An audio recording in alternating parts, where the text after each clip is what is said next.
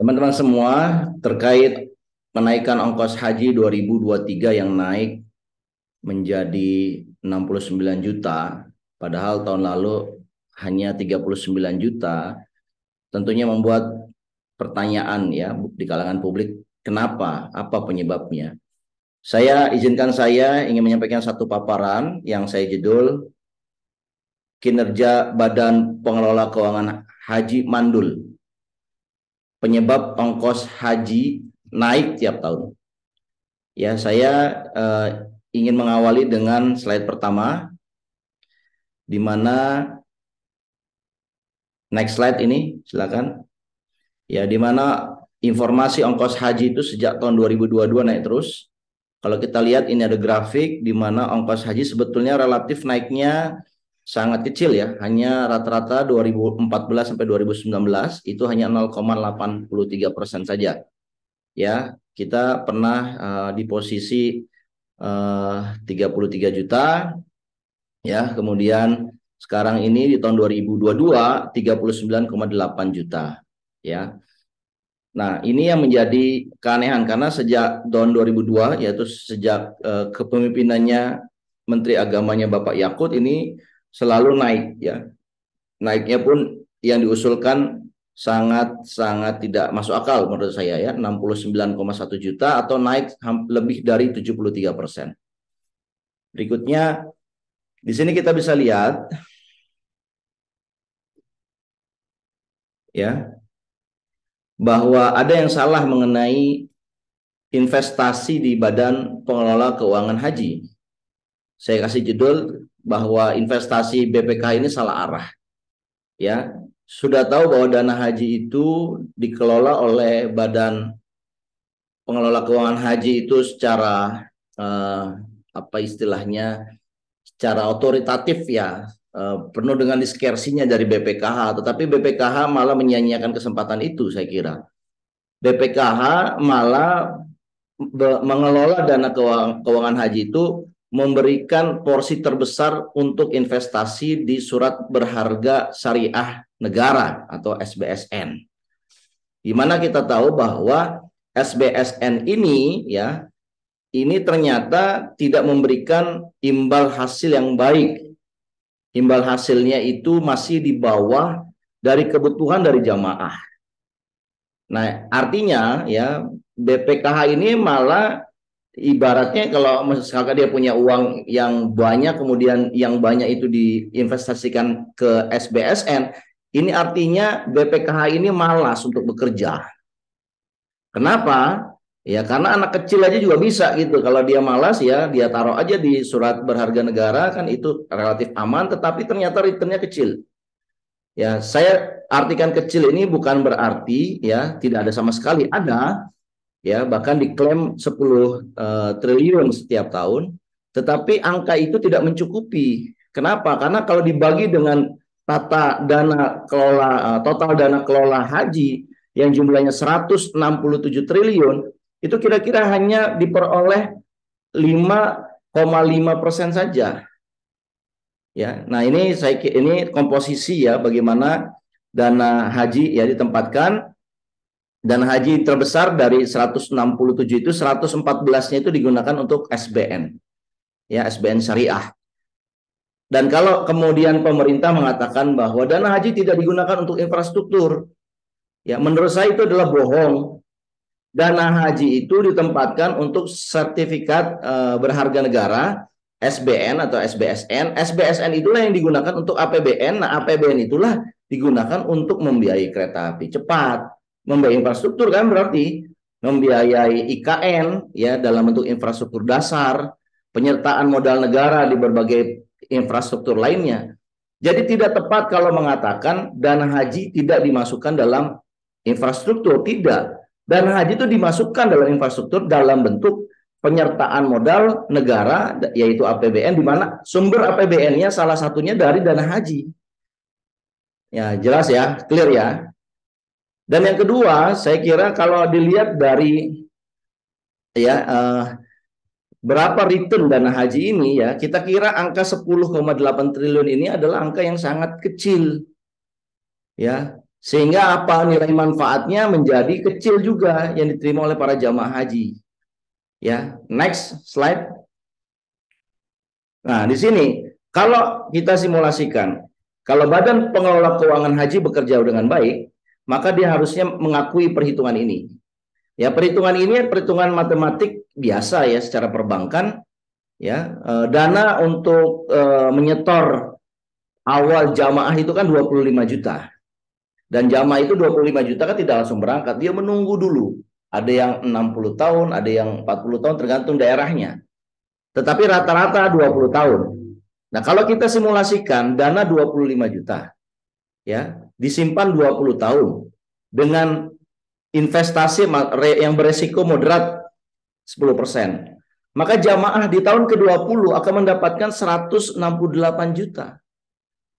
Dan jumlah itu mencukupi untuk berangkat haji. Ya, tahun ini diperkirakan 98 total jenderal, ini masih 168, artinya sudah mencukupi sekali. Bahkan dari satu jamaah bisa berbagi dengan jamaah yang lain yang tidak mampu.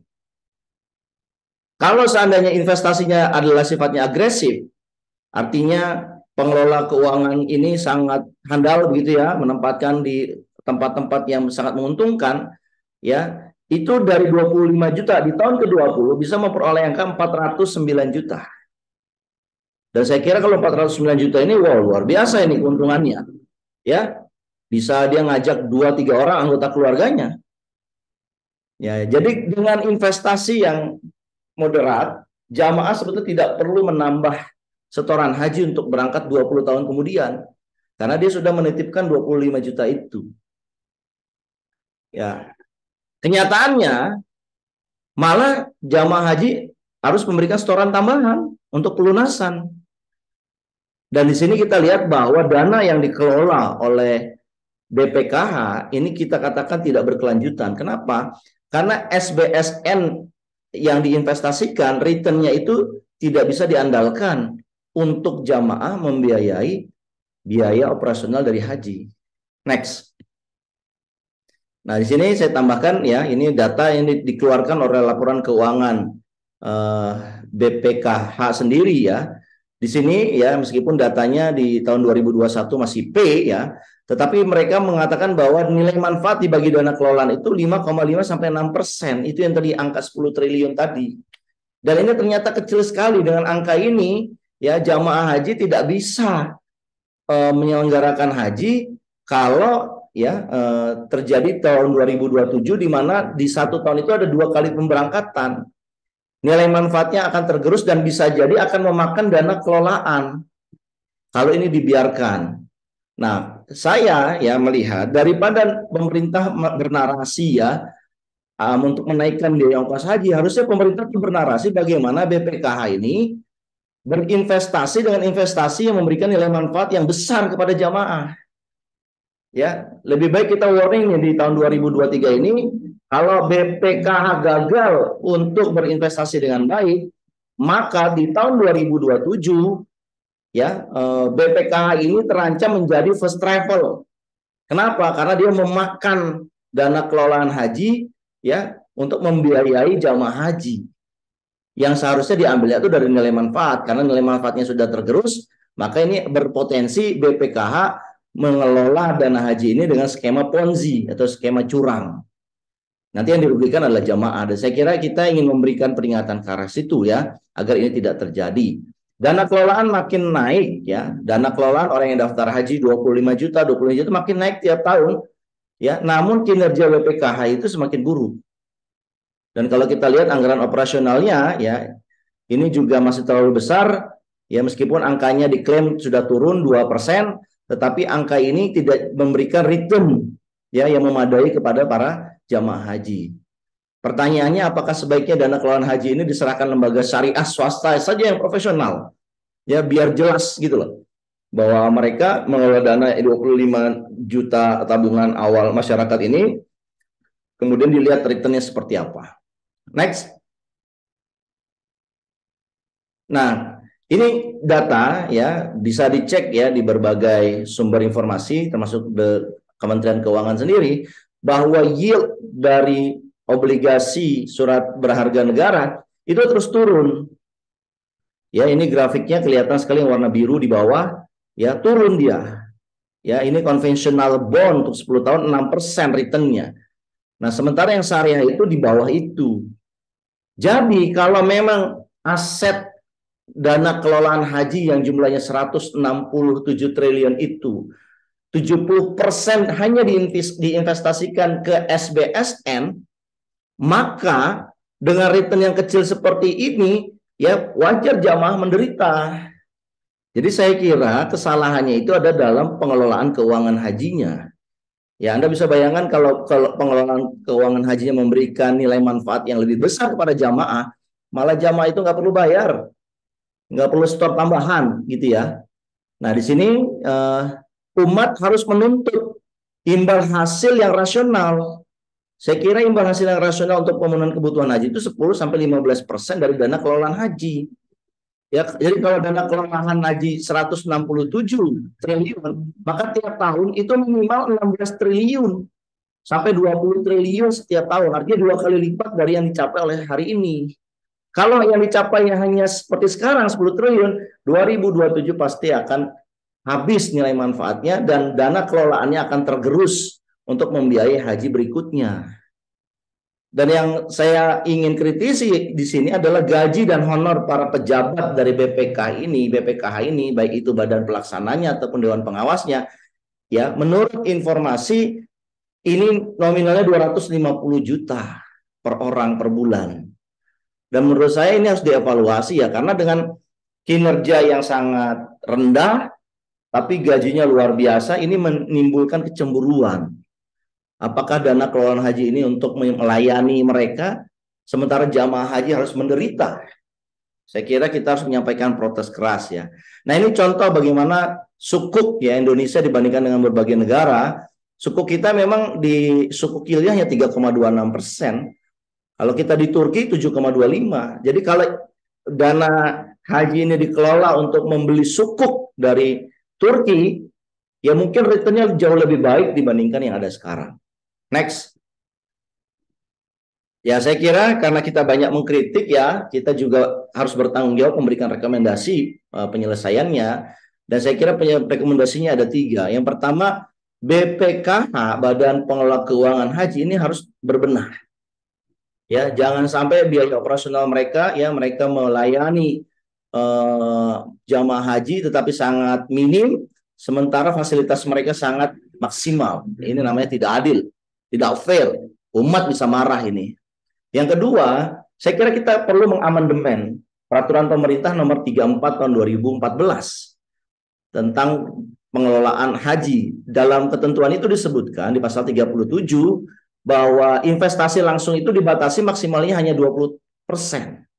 Investasi lainnya hanya 10%. Jadi sisanya 70% itu ya digunakan pada akhirnya ditaruh di SBSN. Padahal investasi langsung ataupun investasi lainnya itulah yang memberikan return yang tinggi.